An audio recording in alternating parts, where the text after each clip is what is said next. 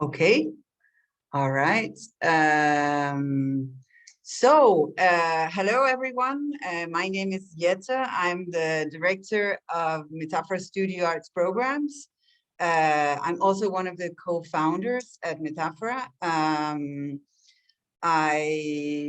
We've been working for 22 years now here in Barcelona, and today we're going to do a brief information session, simply talking a little bit about the outline of the main features of the course, also giving people at the end of the session a chance to ask questions, but of course also simply to kind of give you an overall view of what Metàfora Studio Arts programs are like. So what is going to happen tonight? I'll be running a few slides and talking about the main features, as I said before.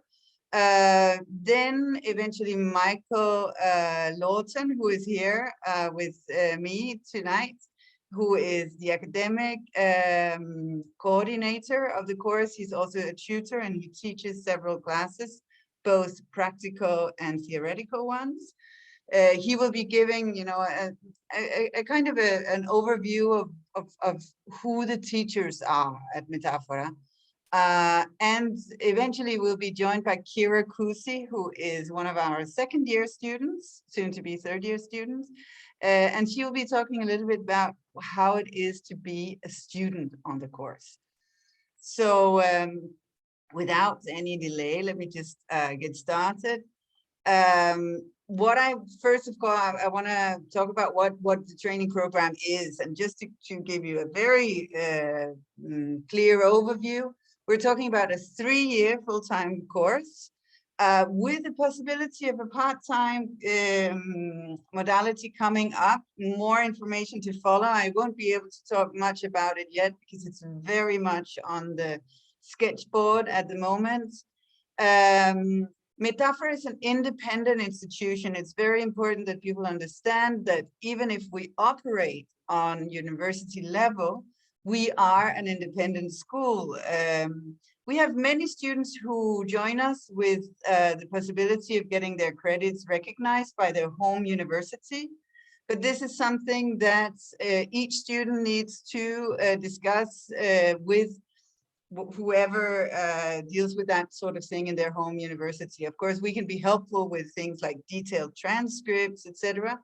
But as institution, we are independent. Important, of course, is also, like the language of this session, that you should know that we teach in English at Metàfora. That doesn't mean that we discourage our students from learning Spanish, quite the opposite.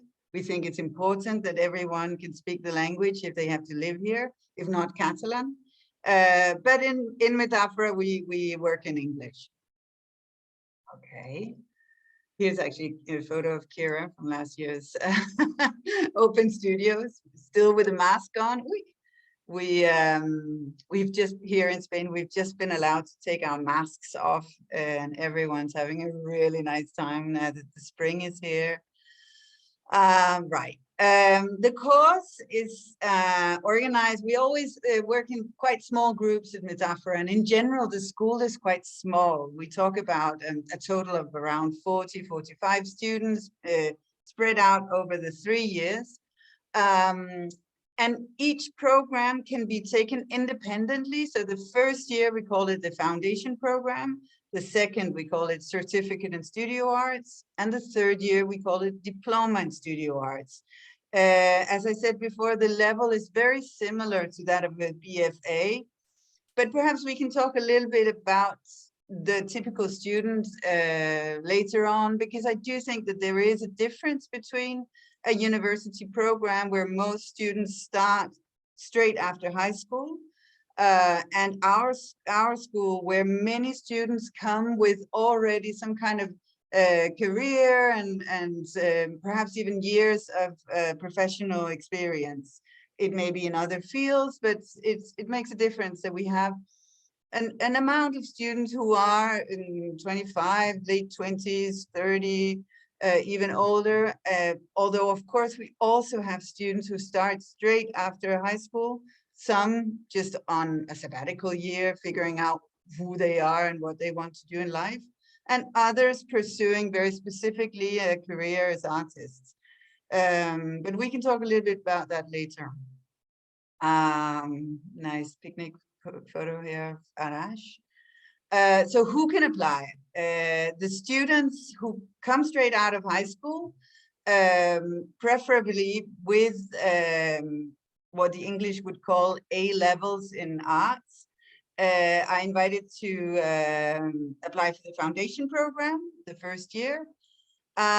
Students who come with previous art studies, they may be interrupted or not quite fine art, but nevertheless with art experience, can apply for the second year. What we do when we receive an application of this type is that we look at what they've done before and discuss whether they are ready and what their level of ambitions are, etc. And sometimes we do admit students straight into the second year, but they need to have a foundation program from elsewhere in order to get into the second year. And sometimes, very rarely, I have to say, we have students who've already studied fine art somewhere else, who want to spend time in Barcelona, who are attracted to our program, and very few times we will admit them to the third year. This is actually something, as I said, we do quite rarely because the school is so small, and we work very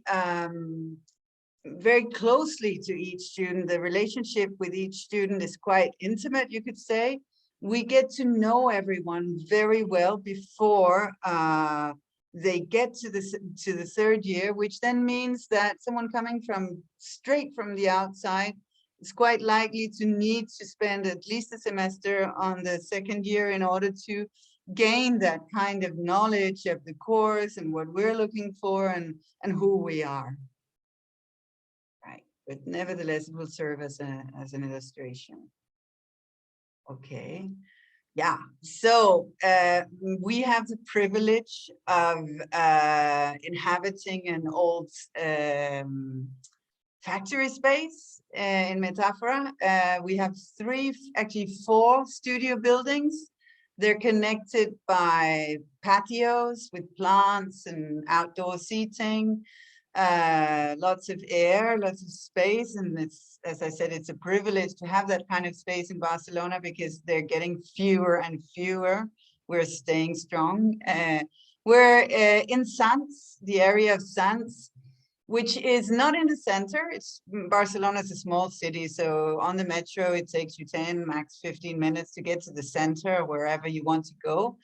That means that we steer free of the masses of tourists who, unfortunately, sometimes, especially in the summer, come to and visit the city.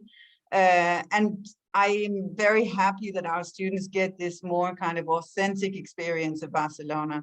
Sants is a very quiet and safe area. Lots of restaurants, beautiful parks, little squares. But it hasn't been discovered, at least yet, by tourists. It also means that it's cheapish to live near the school, so I guess that's a good thing. Our students each get a small cubicle, and in this photograph you can see more or less some of the cubicles. There's space enough for a table and an easel. Feel free to paint the walls whatever color you want to do.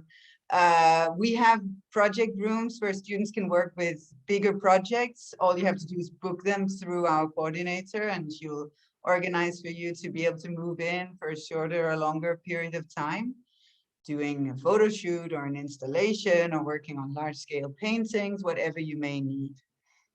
The studios are open always, minus Christmas Eve, New Year's Eve, and a few other days a year. We close at 11 o'clock in the evening, yes, although some students have often tried to even try and sleep at the school, but we do like to make everyone feel at home and make them think that, you know, they can be comfortable in their creative practice working here at school. Okay. So I want to talk just very briefly about some of the main features of each of the 3 years of the program. Some of the classes are shared between the 3 years. For instance, the tools and techniques classes. There are 3 tools and techniques classes every week. We normally, every 6-week block, we have one painting class, a class which is dedicated to some kind of sculpture technique, another class which might be photography, video, and or printmaking. We teach screen printing, but also dry needle and other things like that. And as I said before, these classes are shared between all 3 levels. The classes are all meant to be introductory in terms of teaching the technique, teaching the material. And if then students want to continue working with the technique, they can do so in their personal time. We recommend that students don't choose all of the classes. We normally would say 1 day per week at least you need for individual studio time. Thank you, Michael. You just admitted someone to the session. Individual studio time, meaning the time you spend in the studio working on your individual projects, preparing the project that you will be presenting for the end of the theme or the end of the block that we have every 6 weeks. So here it says, you know, we have weekly tutorials to accompany those students who are preparing their projects. So it's very important that you don't spend all of your time on tools and techniques, because you also need to work and think in the studio on your own. All students, including first-year students, have the chance to show on and off campus exhibitions. We have collaborations with several galleries around Barcelona where students can have group exhibitions. We do 2 big open studio exhibitions every year, one in November and one in June. And some of the second, third years, students have other projects, but for us, it's very important that students have this chance to participate in an exhibition, which is for many people seen as a natural kind of climax of the art making process, showing your work to the rest of the world. Students on the foundation program have sessions of recent art history. That is the only theoretical class which is obligatory to first-year students. It is an overview of the last 40 to 50 years of contemporary art, and the idea is that students who've done this class should be able to situate themselves within contemporary art, go into an art museum or an art gallery and understand what they see. It is very important that students acquire this knowledge through the first year, because it's absolutely basic to be able to enter the classes that we teach on the second and third year. So let me just change slide here. Okay. So students on the second and third year also have access, as I said before, to the tools and techniques classes, but they have a series of obligatory classes, more than the first year students do. One of them is critical theory. Perhaps Michael can talk a little bit about that afterwards. Michael himself is teaching a couple of classes of critical theory every year. We cover a series of themes that we consider important today in critical art theory and visual arts.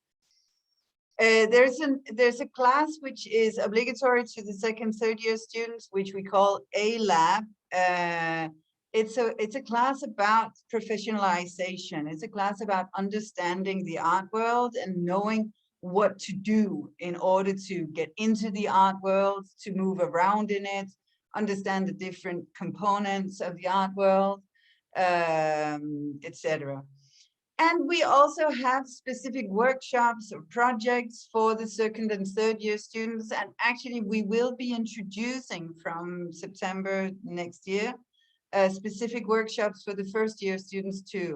We call these workshops of thinking and doing. So unlike the tools and technique classes, these workshops are perhaps specialized in some disciplines, say performance or sound or narrating and storytelling, for instance, just to name a few examples. But the idea is that the students use these spaces to get out of their comfort zone, perhaps try working with something they don't work with habitually, like painting, if you're not used to painting, or sound, if you consider yourself a sculptor. And the idea is to help students through playing with these materials and disciplines to think about their practice, their art practice. Students on the second, third year, students present actually from next year, 3 small academic papers every year. They're corrected by the teachers who teach critical theory. I talk a lot about the students on second, third year, and that is because the groups are quite small. When we look at the overall program, the first year will normally contain 25 students or around that. The second year will normally have around 15, and sometimes the third year has even down to 5, 8 students, which means that we have designed a cyclic 2-year program for second, third year students to make sure that everyone covers the materials that we want them to study in order to graduate from Metàfora. As I said before, we think it's very important that students can make exhibitions or participate in exhibitions around the city. And on the second, third year, we try and challenge a little bit the formats, the idea of what an exhibition is. We arrange not only exhibitions in galleries, but also, events. Actually, this photograph is from an event that we made last year of kind of site-specific sound art interventions, you could say. We were still wearing masks, as you can see on the photograph. But the idea is just like with the first year, that everyone should have the chance to show work and to be part of an exhibition, to understand what that is and what it implies, even in terms of logistics and carrying out a piece of work, etc. How am I doing on time? I'm soon finished. Okay. Right. As I said before, the exhibitions are organized 2-3 times, perhaps even 4, sometimes even 5 times a year, because we want our students to understand how important it is to be part of the art world of the city, to teach them how to, even if they go home, when they go home to their cities, to feel part of the art world and feel at home in it. So we very much encourage, and for second, third year students, we expect that everyone go to openings, to exhibitions and events around Barcelona. One of the things that we want to do through that is help the students understand the weave, the cultural weave of Barcelona, but also help them to connect with artists and cultural agents who are interested in the same things that they are. So you can say that we kind of promote a networking kind of component for those students who are interested.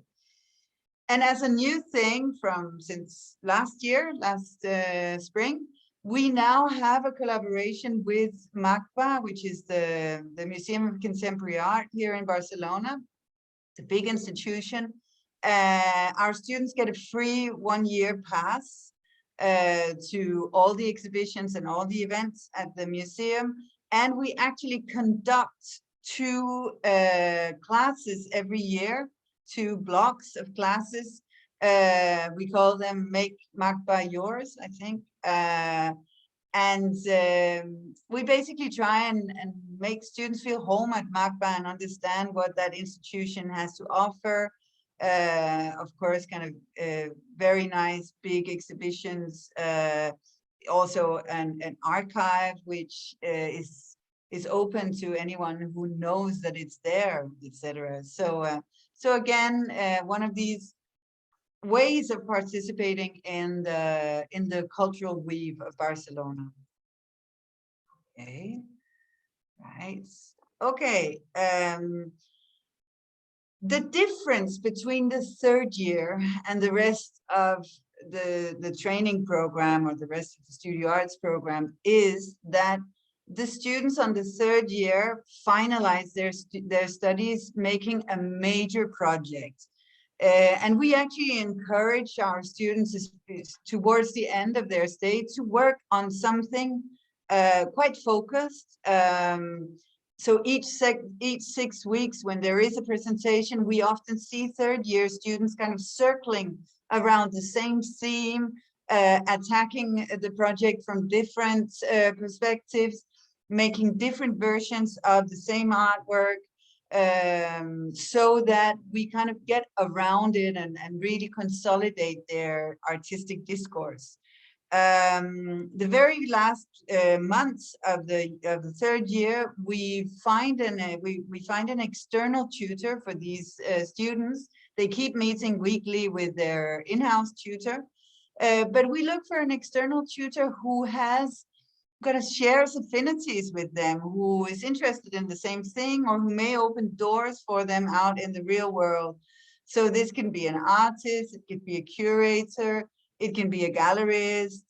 We've worked with people from different institutions and on different levels, but the idea is precisely that it could be kind of a jump board for the third year students to get into, you could say, the real artwork after Artworld, after Metàfora. So third year students finish writing a Thesina. It's an extended artist statement, and they turn that Thesina into a presentation which they present at MACBA. This is a photograph from the presentation we had in January. It was postponed because of COVID.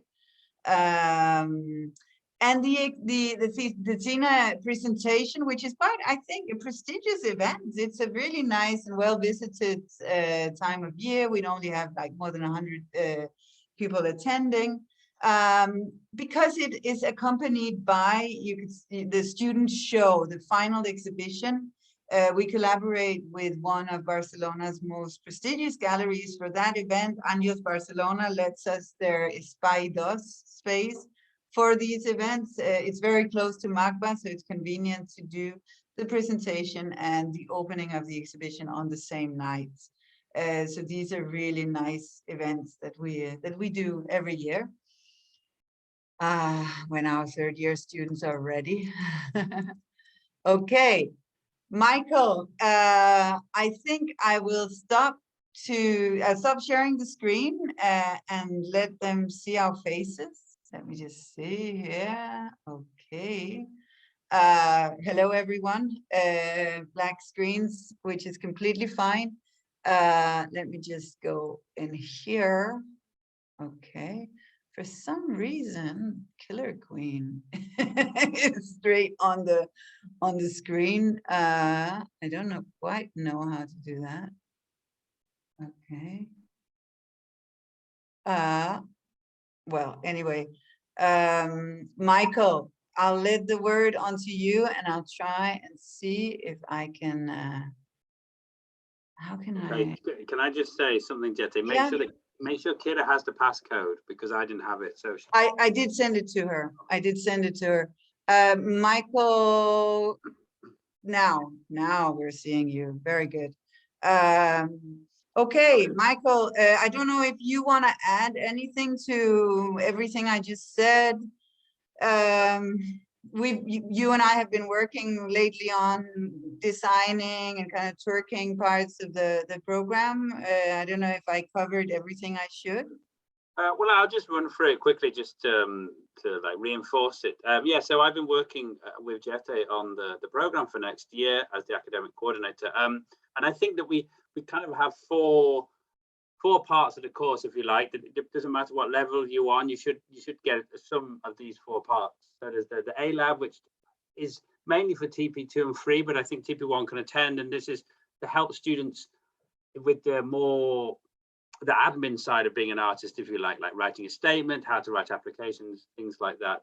Then you have how to make things in a very practical sense, which might be, we teach you welding or printmaking, that's kind of tools and techniques.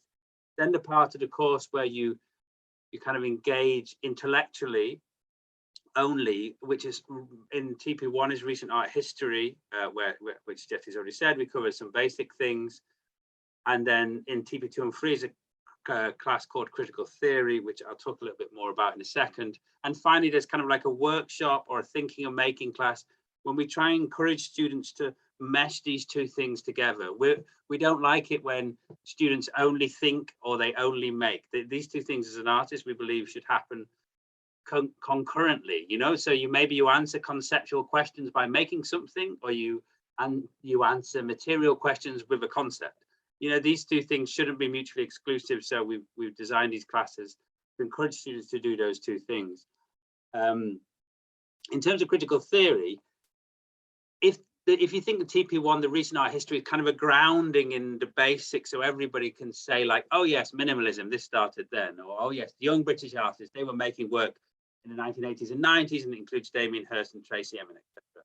Critical theory is more based on themes or trends that are important or and crucial for artists to know in their discourse, because maybe when they present themselves to a gallery, or indeed even when you visit a gallery and you read the information panel and it makes reference to something, this will help you situate this, and you can decide if these issues are important to you and if they're ones that you want to deal with in your own art practice.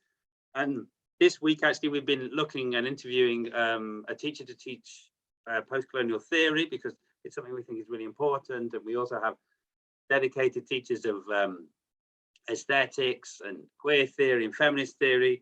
And then I teach some classes which are sort of more roving, like I choose topics which seem to be on trends. There's been a return to objects in art.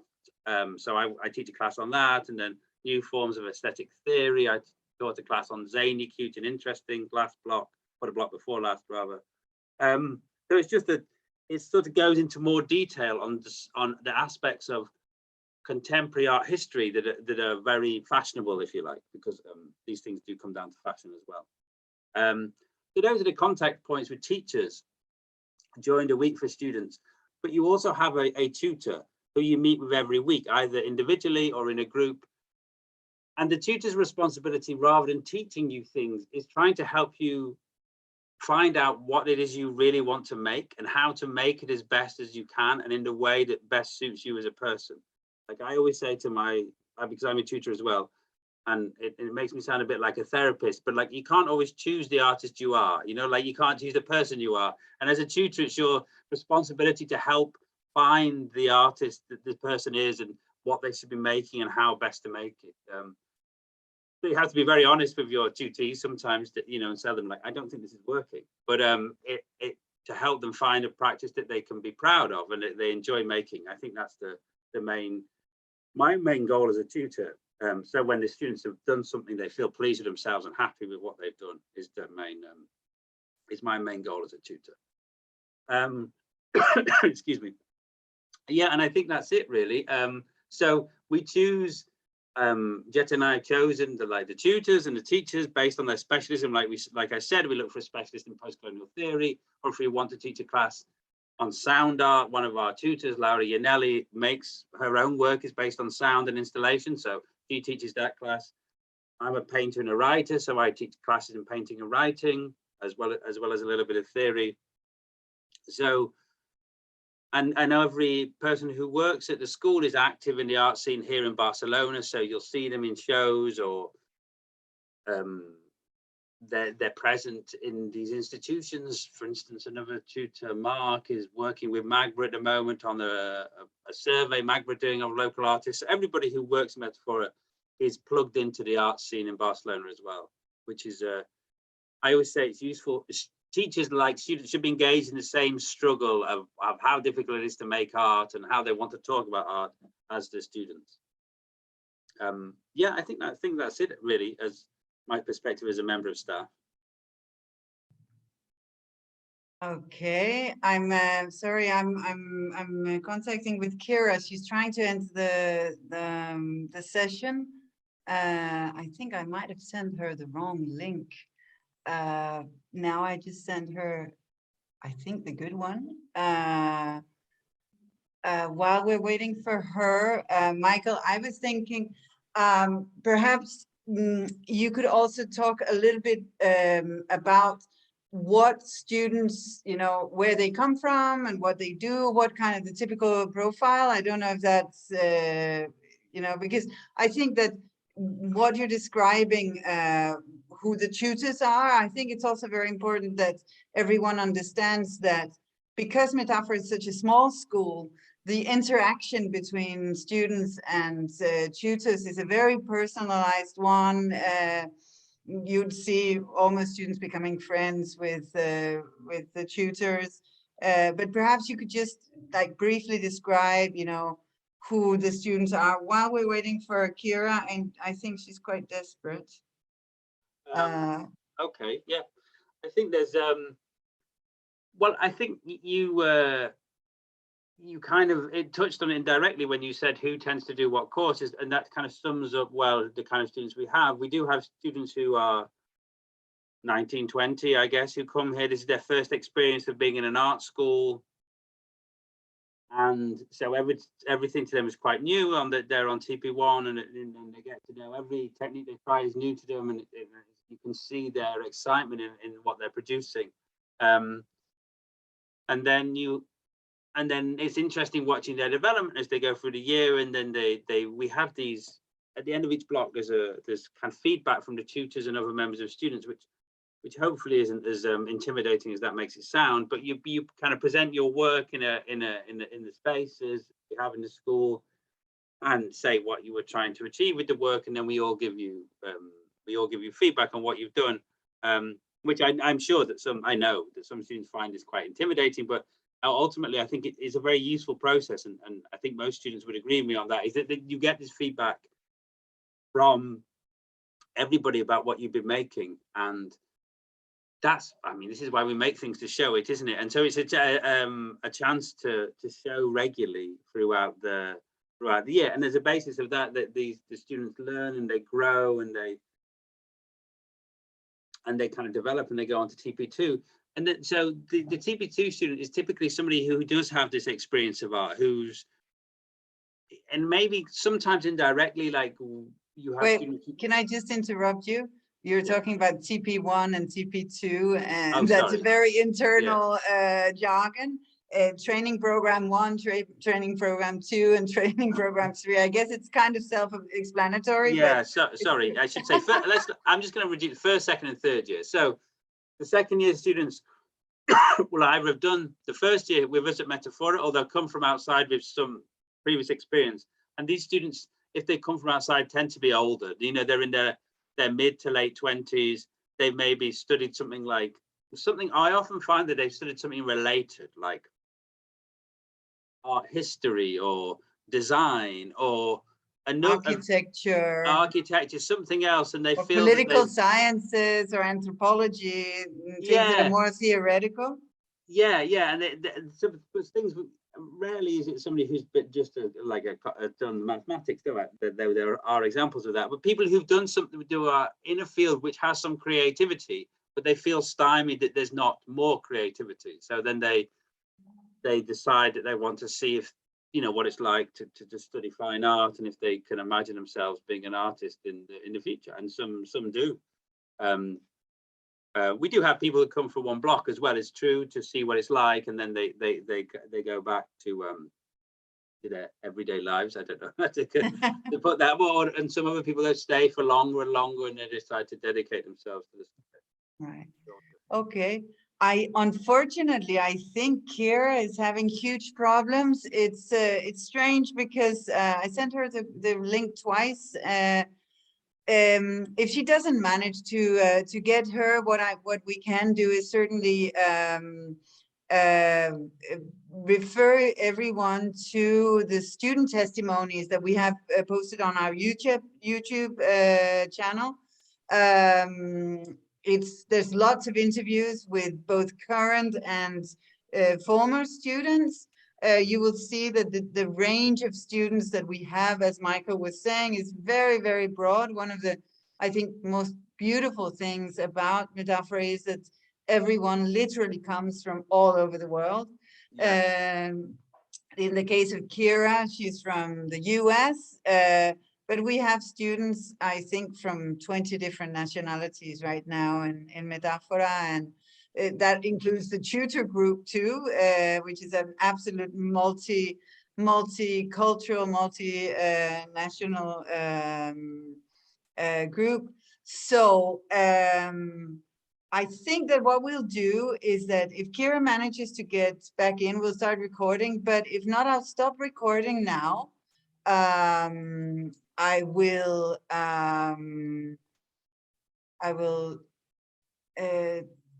let anyone ask questions if you have anything specifically. Students who are watching this recording, because we know that we had quite a large number of people who asked us to simply send them the recording later on because they couldn't attend for time difference or for other engagements, etc., are also welcome to just email us, request a Zoom interview. We have right now we're starting block 6 next week. It's practically closed, but if anyone should be interested, it's very last minute. We would need to hear from you as soon as possible. We have the summer block coming up in July, from the 4th of July, I think 5th of July, running through to the end of July. Then we have the summer break and start up again on the 5th of September with block 1 and 2. We have quite a few students. We can really sense this year that we're receiving applications from people who want to start traveling again after COVID. So if we have people here or listening to the recording who are interested, please contact us as soon as possible so that we can make sure you get a place on the course. Right. So let me stop recording. Okay, there we go.